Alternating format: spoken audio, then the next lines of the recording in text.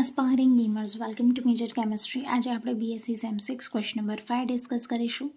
આ એક ન્યુમેરિકલ છે જેની અંદર આપણે ક્વેશ્ચનમાં પૂછ્યું છે કે તરંગ વિધેય સાઈ એન બરાબર N sign N pi upon a x હોય તો સમાનીકૃત અચળાંક એનની કિંમત શોધો. ઓકે, અહીંયા 0 છે એ less than or equal to x છે અને એક્સ છે એ less than or equal to a છે.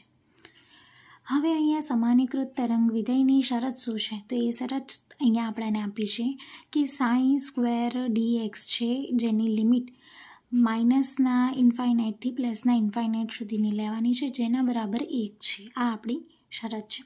તો હવે આ શરત અનુસાર આપણે નીચેનું ઇક્વેશન લખી શકીએ છીએ કે in integration psi n d x બરાબર આપણી પાસે છે n sin n pi upon ax in multiplication n sin n pi upon ax dx જેની લિમિટ 0 થી a એવી લિમિટ આપણે લીધી છે.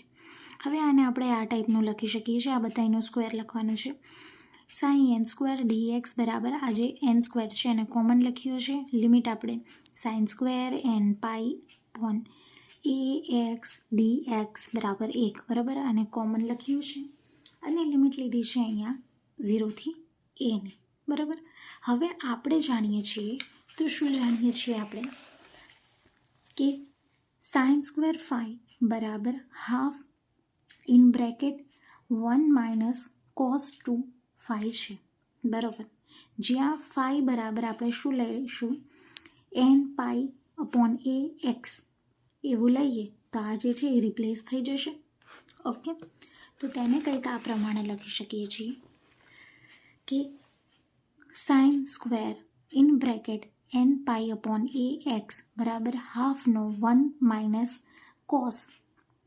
ઓકે, અહીંયા 2 ફાઈ જે હતો આ જે ઇક્વેશન છે એની અંદર લખ્યું cos 2 N pi upon a x.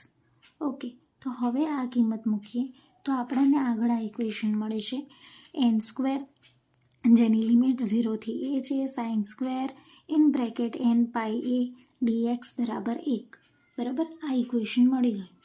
Okay, તો અહીંયા એકવાર જોઈ લો કે આ ઇક્વેશન આપણને શરત પરથી મળ્યું હતું અને અહીંયા આપણે આ જે ઇક્વેશન છે આપણે જાણીએ છીએ. આ બંનેને સરખાવીને અહીંયા ફાઈ બરાબર N pi upon a x એ ટાઈપનું આની વેલ્યુ કાઢી જેને અહીંયા મૂક્યું ને પછી આપણને આ ફાઇનલ ઇક્વેશન મળ્યું. હવે અહીંયા આપણે સાઇન સ્ક્વેર એન પાઈ એક્સ અપોન એના જે જમણી બાજુનું ઇક્વેશન જોયું હતું બરાબર એના બરાબર હાફ હતું એ વાળા ઇક્વેશનને આગળ લઈ જઈએ તો એન સ્ક્વેર છે ને લિમિટ અહીંયા 0 થી એની છે, હાફ છે, બ્રેકેટની અંદર આપણી પાસે 1 છે, 1 માઇનસ કોસ 2 એન પાઈ એક્સ અપોન એ અને આ જે છે ઇન્ટિગ્રેટ આપણે કરીએ છીએ ડીએક્સ સાથે બરાબર 1 છે. હવે અહીંયા આપણે આ જે છે કોસની આખું છે તેની વેલ્યુ આપણે બરાબર 0 લઈએ છીએ. જો અહીંયા લખ્યું છે જ્યાં આપણે કોસ 2 એન પાઈ એક્સ અપોન એ બરાબર 0 લઈએ છીએ તો આપણને આ વાળું ઇક્વેશન મળે છે. હવે તેને આગળ જઈએ એટલે 0ને 1 માઇનસ 0 કરી નાખ્યું અહીંયા અને એને પછી મલ્ટીપ્લાય કરી નાખ્યું ડીએક્સ સાથે એટલે આપણી પાસે નવી વેલ્યુ આવે છે કે એન સ્ક્વેર અપોન 2 આ જે હાફ હતું એનો 2 અહીંયા લખ્યો છે, લિમિટની બહાર કાઢી લીધો છે એને અને ડીએક્સની લિમિટ છે 0 થી લઈને એ બરાબર 1. આગળ આપણું equation n square upon 2 multiplied by a થઈ જશે. આ ડીએક્સની લિમિટ લઈ લીધી, એકવાર 0 એકવાર એ તો આપણને એના બરાબર ઇન મલ્ટીપ્લિકેશન એ મળી ગયું ઇઝ ઇક્વલ ટુ 1. જેનાથી હવે આગળ આપણે ઇન્ટિગ્રેટ કરીએ તો આ જે 2 છે આપણે જે ડિવાઈડમાં અહીંયા 2 છે ભાગાકારમાં એને આ સાઈડ લઈ જઈશું. એન સ્ક્વેરની વેલ્યુ આવી જશે આપણી પાસે 2 અપોન એ બરાબર. આ એને પણ આપણે બરાબરની આ બાજુ લઈ ગયા છીએ જેના પરથી આપણને એન ઇઝ ઇક્વલ ટુ અંડરરૂટનું 2 અપોન એ આન્સર આપણો મળી ગયો. આપણે શોધવાની હતી સમાનીકૃત અચળાંક એનની કિંમત જે આપણને અહીંયા મળી ગઈ છે. હવે આપણે થોડી નોંધ જે છે આ ટાઈપના ન્યુમેરિકલ આવે તો એના માટેની જે થોડી શરતો ટાઈપનું છે એ જરા જોઈ લઈએ.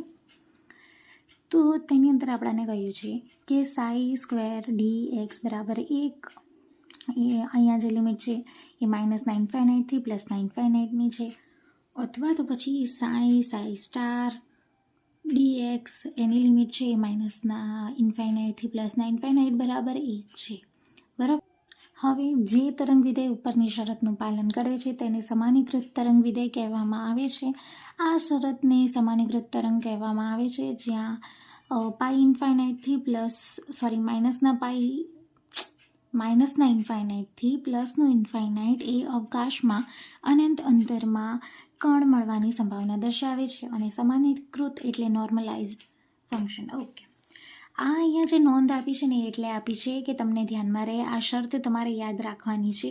આપણે આગળ મેન્શન કરી છે બટ જસ્ટ એક ફોર્મ્યુલા જ મેન્શન કર્યો હતો.